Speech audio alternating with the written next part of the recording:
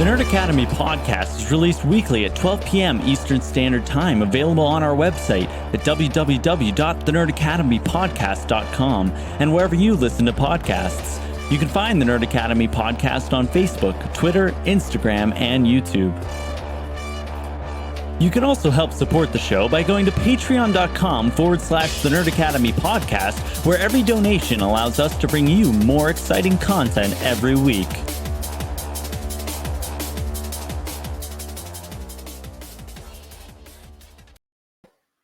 Good morning, class, and welcome back to the Nerd Academy podcast. Well, this is not the Nerd Academy podcast. This is the number one Contender podcast, as you guys know, where we talk all things movie trivia schmodown. I'm not with Travis at the moment. However, I am joined by the usual suspect's own Frank the Animal Alvarez. Hello. Thank you for having me. I appreciate it.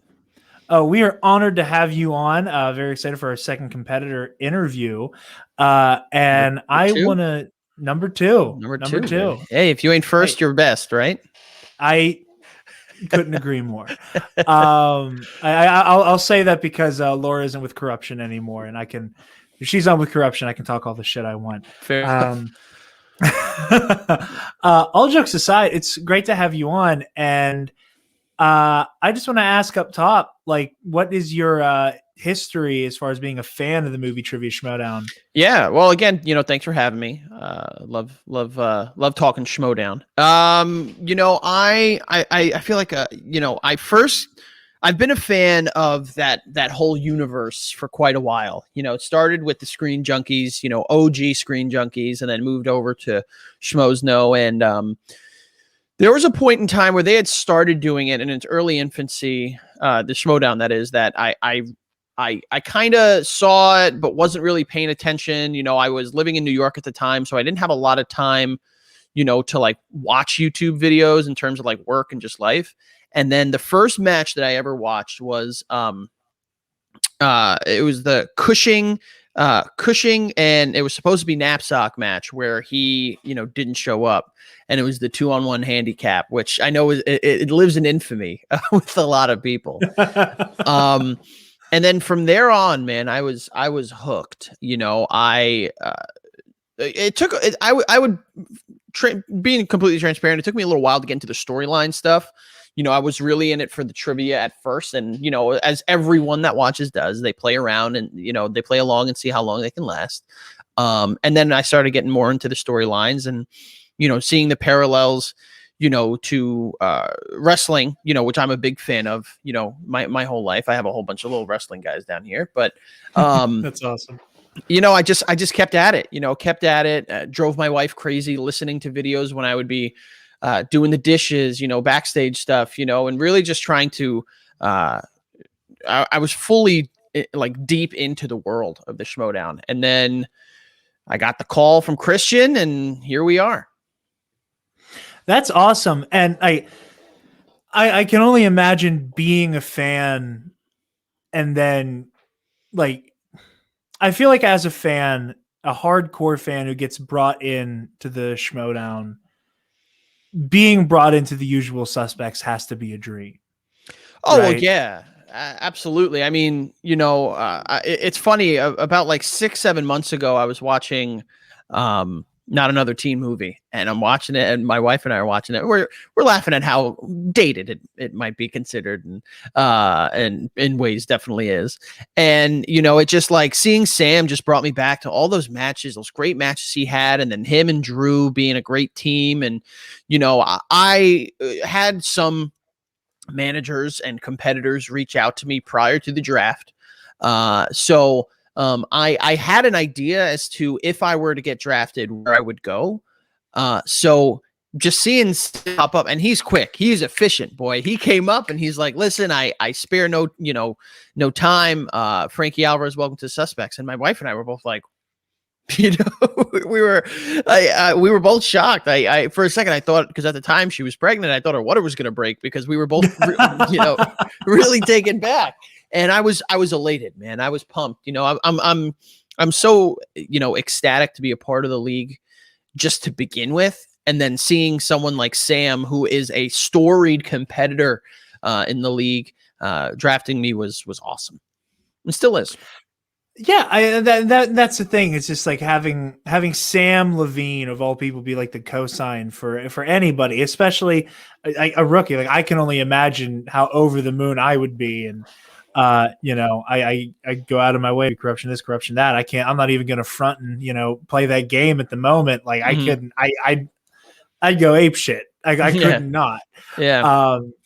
So that's crazy. There's a lot of gas behind the suspects this season, like aside from just the fact that they're doing phenomenally so far.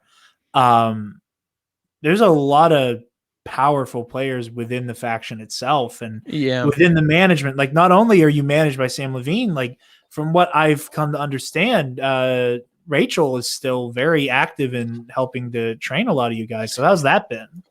I mean, again, when you have legends of the game, kind of pointing you in the right direction, you can't help but benefit from it. And, I can speak firsthand, Sam and Rachel have both reached out to me prior to my original match, my first match, and since, and just kind of, helped me and guided me in ways that I don't think other players might have gotten with managers that don't have experience, and, we had a hot start. Sussex had a hot start, and we're doing well right now. Lightning time coming into the tournament. A good debut, and I think that we're trying to continue to have that momentum, recapture that lightning in a bottle per se, and continue to move forward. And Rachel, in addition to Sam, those two are icons as individuals. I mean, imagine what they can do as as a couple, and they've been incredible. I can't thank them enough.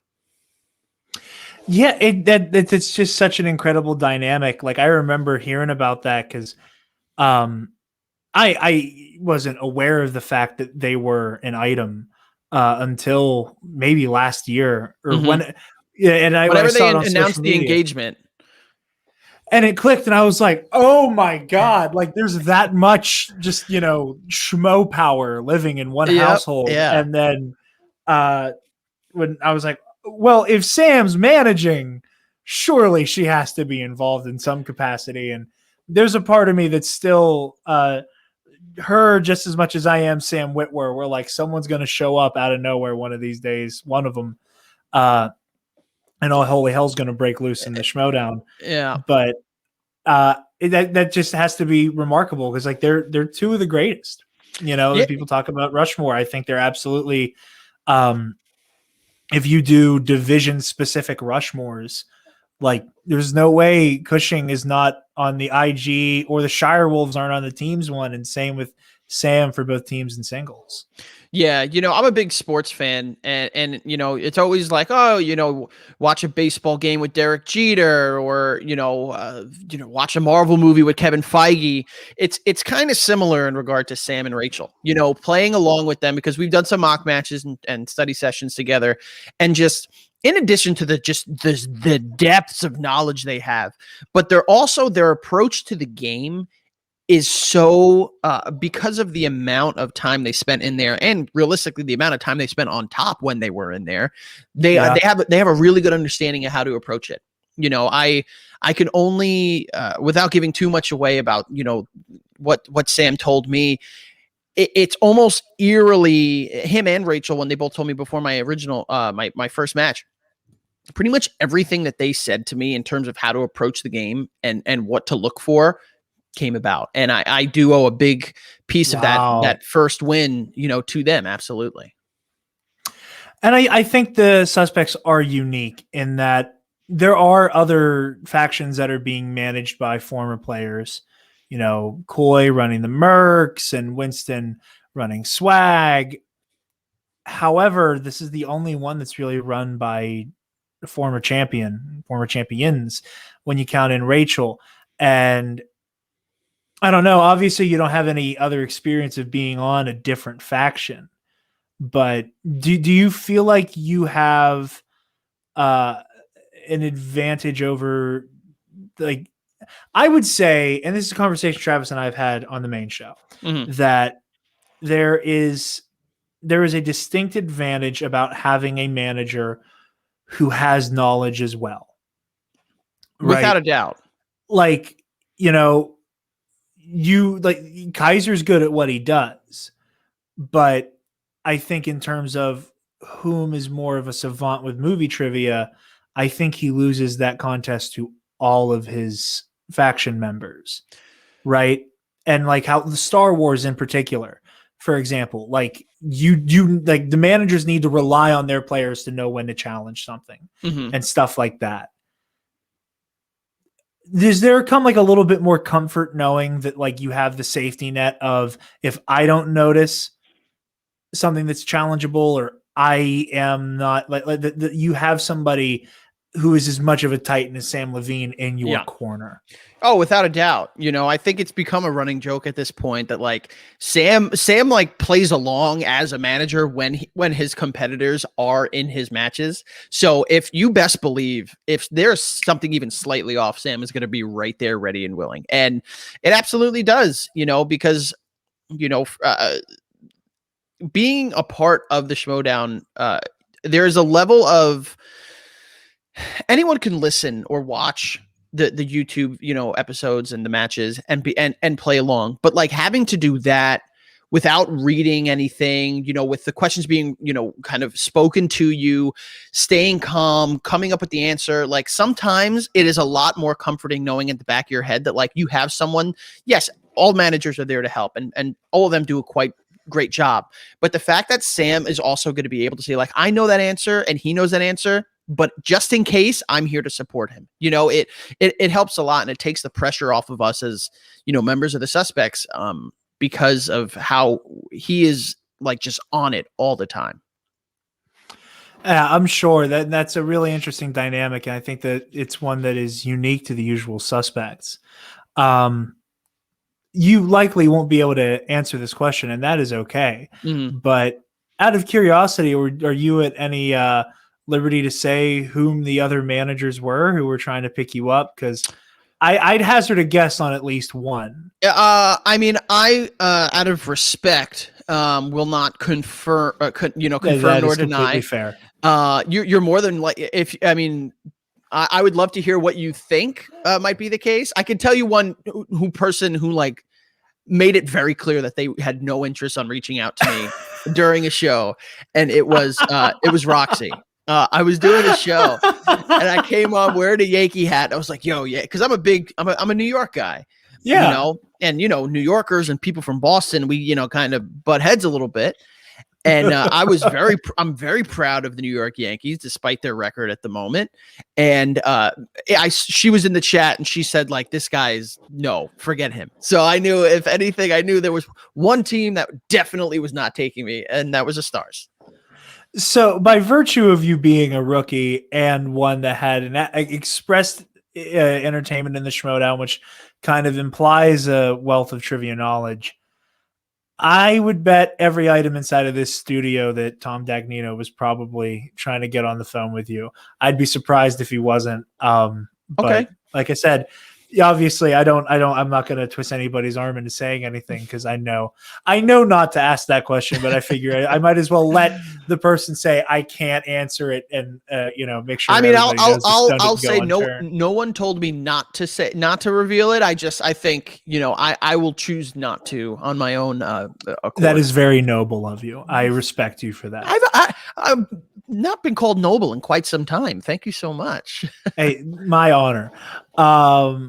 So you're one match and one free for all deep. First of all, congratulations on the free for all. You did a good job. That's it's a hard thing to be a part of. I remember that Travis and I were watching it, and I got excited when you came on, because thank you. I was looking forward to talking to you about it. So what's it like being kind of in what is probably the most nerve-wracking event in a given season? Yeah, well, that's I mean, you put it right there. You when you watch these matches, of whoever might be involved, you always sit there and there's a little air of, I don't want to say intimidation, but respect. and saying like, wow, like, oh my goodness, look at Merle here. Like, this guy is a Titan, oh my God, look at Oyama. This guy is a Titan.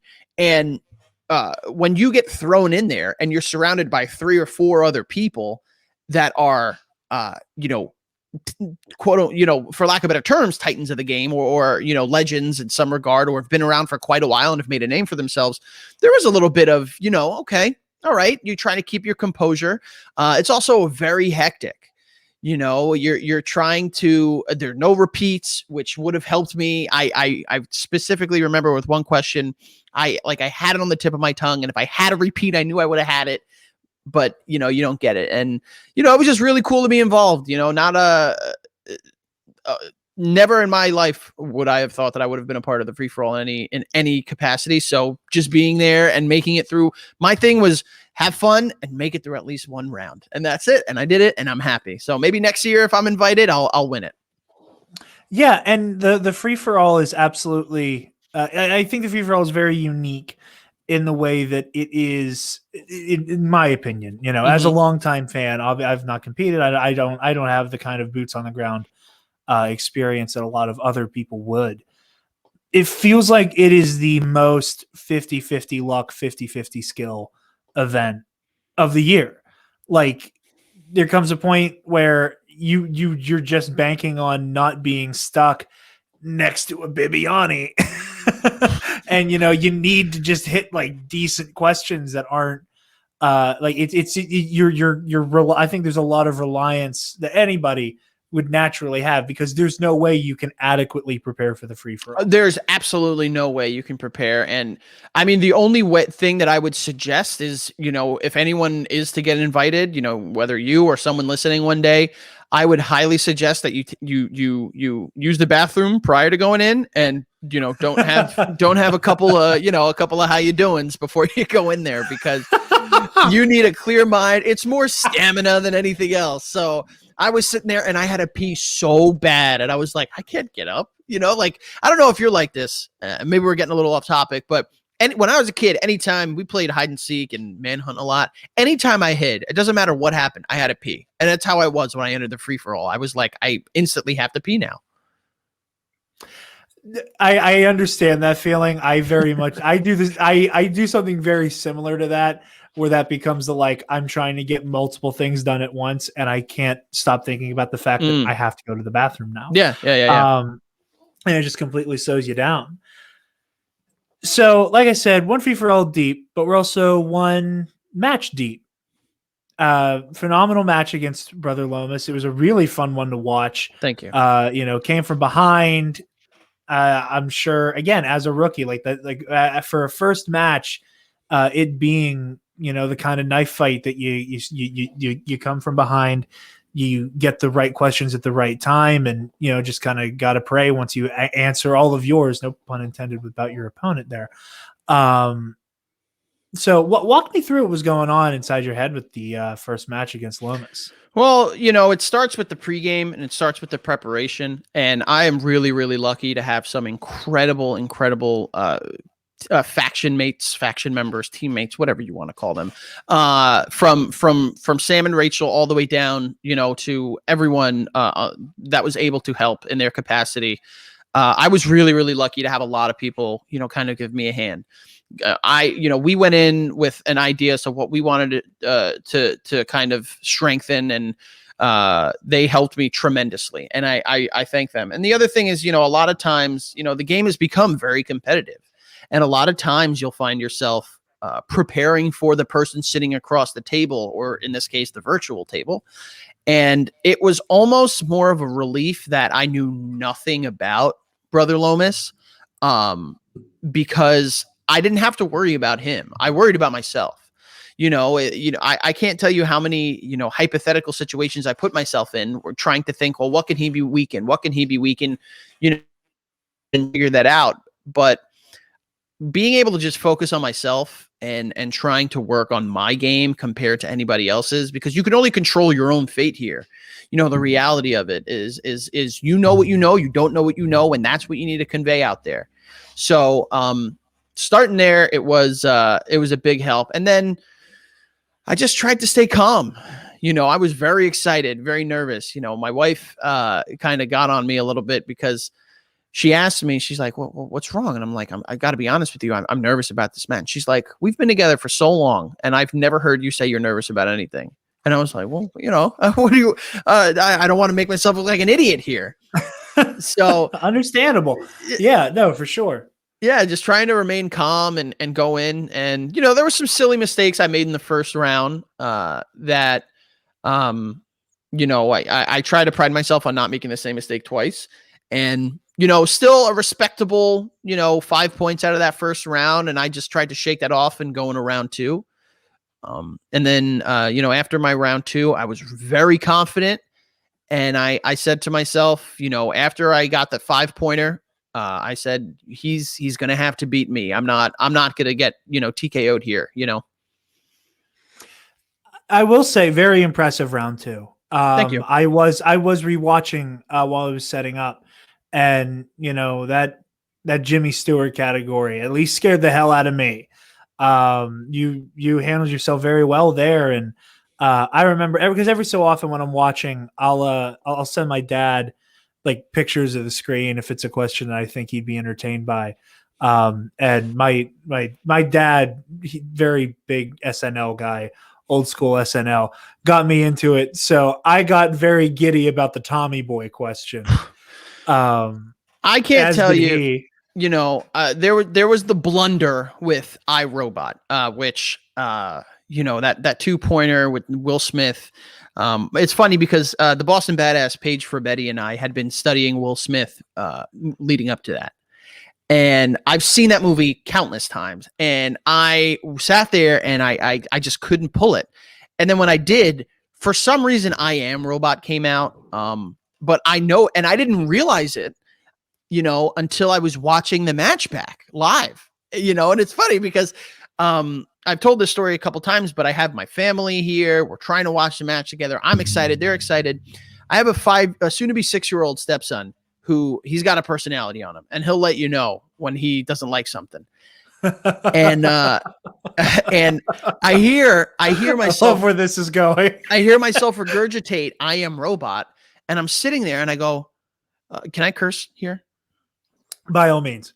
I said, holy shit. I was like, fuck. I'm like, God damn it. And my wife's like, what? I was like, I said, I Am Robot. It's iRobot, and since then, every single day, I kid you not, my son goes, you know what I'm still thinking about? I go, what? He goes, I Am Robot. And I was like, you son of a, you little bastard. But kind of back to what you were saying. That's hilarious. A lot of people, there was the after show with Brad Gilmore, Frankie Numbers. They named it I Am Schmobot. A lot of people were talking about it. And I can't even tell you how many people I had saying to me, you got lucky, you got lucky, you got lucky. First of all, there was no chance in hell. I'm going to start my Vince. I'm going to, get in my Vince McMahon here. No chance in hell that I was missing a Chris Farley question. And moving forward, if I get a Chris Farley question and I miss it, you can spank me with a paddle. But I'm a huge SNL fan. I've been an massive SNL fan my entire life. So people that are saying I got lucky with that question, they're all idiots, I'm not going to sugarcoat it and say it was not luck. The end of the day, I hit the points. He didn't. And the cards, fell the way they did. Yeah. And, anybody who's going to shit talk an incorrect answer, just remember that you are in amazing Jane Fonda, Bespin, Commander Bly, company of people who have had hysterical, don't tell Peter, hysterical fumbles, how many legends have an answer that haunts them? Listen, everyone has it. And I'm happy to be in a category of people, that does. Because people are always going to talk about, they're going to say, oh, there's Roca, there's JTE, and then there's I Am Robot from Frank Alvarez.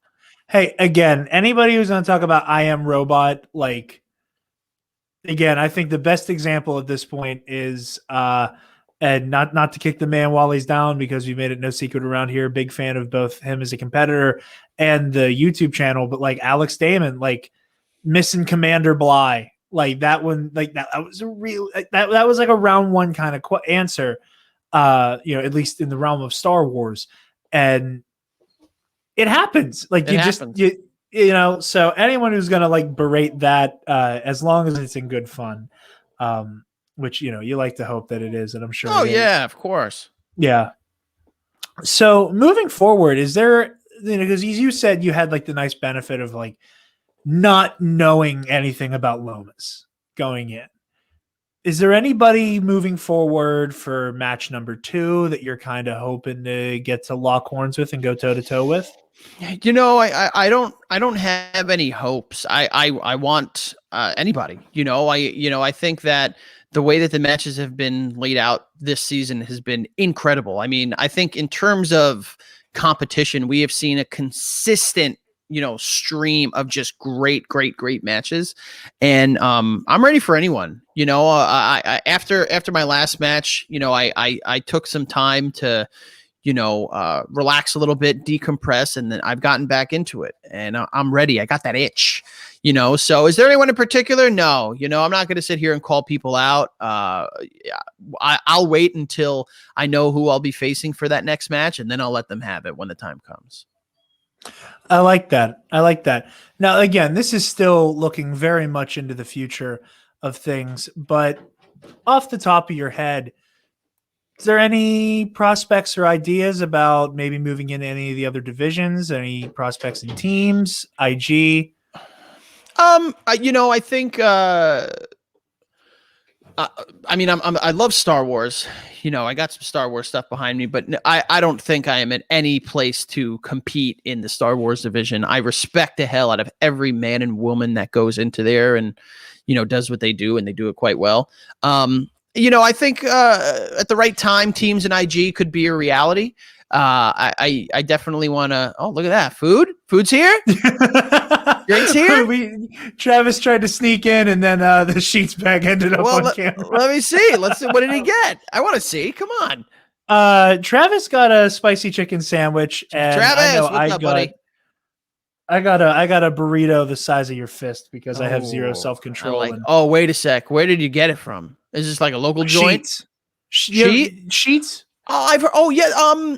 You're. I hope I'm not giving away too much, but you're in the East Coast, like northeast at least, right? What? Yeah, Western Pennsylvania. You're Western Pennsylvania. Okay. We're like an hour out from Pittsburgh. Okay. Oh yeah, you're out there. I drive through Pennsylvania sometimes for work, and I've seen Sheets before, and my wife and I have, cleverly driven by and just been like, but it's my understanding it's the Wawa of the Pennsylvania, Ohio market. Yeah, so there's a bitter rivalry between lovers of Sheets and Wawa. I am firmly in the camp that having not eaten at Wawa, Sheets is just like perfect for everything I ever need. It's very like, here's greasy ass, cheesy, sauce covered food, and that's all I can ever ask for. That's all you need, baby. You can't put every fried food you've ever imagined on one thing at a Wawa. You know what? For better or for worse, you are probably correct, sir. But yeah, so that's interesting. So what do you think you'd sooner be trying to enter, teams or IG? And because both of those are stacked at this point, like the reshuffling of players at the beginning of the season really set teams in a new direction. Yeah, honestly, I assume if it were to be chosen for me, I would probably go into teams before I would IG. I'm quite confident with IG. A lot of the movies in there are movies I've always been a big fan of to begin with. If you can't tell, to some extent, I know a lot of it's, but yeah. So I would assume teams before IG, but if and when I was asked to do either, I would prepare as if it were, the end of days. Which is a wise move because IG's a very different beast than it was just a season ago. Yes, it definitely is. And all my hats off to all the men and women that are in the IG division, because boy, in just helping Amaru Moses in some study sessions, I know how rough it is. It definitely looks like a intimidating space. Frank, I want to thank you again so very much for coming on. Oh, no, thank you guys. It's been an honor having you on. It's so much fun getting to interview competitors. Sad that you came in just for like the last seconds of it. And with the wrong shirt. I mean, Jesus. Hey, my dungeon one's hanging out just outside of there, so I was almost right there with you. But yeah, Frank, where can the lovely people find you and everything that you do? Oh, well, thanks, man. Guys, again, I really appreciate it. I know we had some scheduling issues going back and forth on my end because of how ridiculous life is, but anytime you'd like me back, I'd love to come back. You can find me on Twitter and Twitch, F Alvarez 8085, and then the Frank Alvarez on Instagram, and then I co-host a comedy podcast with my friend Joe Santagato, Santagato Studios, and the podcast is The Basement Yard. So go check it out. We love to have you there. It's a little ridiculous, but it's all fun. Yeah, I funny little like bit of like 6 degrees of separation. I remember my junior year of high school getting like screamed at to come across the room during study hall to come watch a YouTube video. And it ended up being like one of Joe's videos. I was like, This is funny as shit. And like kind of listen to the Basement Yard here and there on occasion.